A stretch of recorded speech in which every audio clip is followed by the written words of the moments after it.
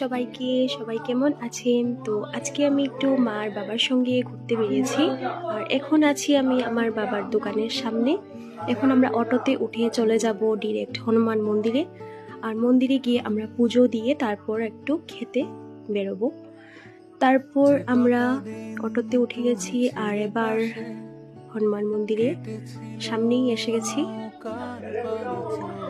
আর হনুমান মন্দিরে গিয়ে একটা ছোট্ট মেয়েকে দেখলাম প্রণাম করতে, তো এটা একটা কিউট মোমেন্ট, তো আমি ক্যাপচার করি। আর এখানে দেখো ছোট ভোলে বাবা, আর এখানে ছিলেন শিব পার্বতী। তারপর আমরা ধূপকাঠি আর মোমবাতি দেখিয়েছি ভগবানকে, প্রে করেছি। তারপর এসে গেছি পুজো শেষ করে আমরা ধাবাতে খাওয়ার জন্য। আর তারপর এখানে আমি অর্ডার দিয়েছিলাম বিরিয়ানি। আমার বিরিয়ানি অনেক ভালো লাগে। আর মার বাবা দিয়েছিলেন রুটি আর চানা মশলা। তো আমি প্রথমে এখানে কাঁটা চামচ দিয়ে খাচ্ছিলাম, তারপর আমার এত ফিল আসেনি বিরিয়ানি খাওয়ার, তারপর আমি ডিরেক্ট হাত দিয়ে খাওয়া শুরু করে দিয়েছি।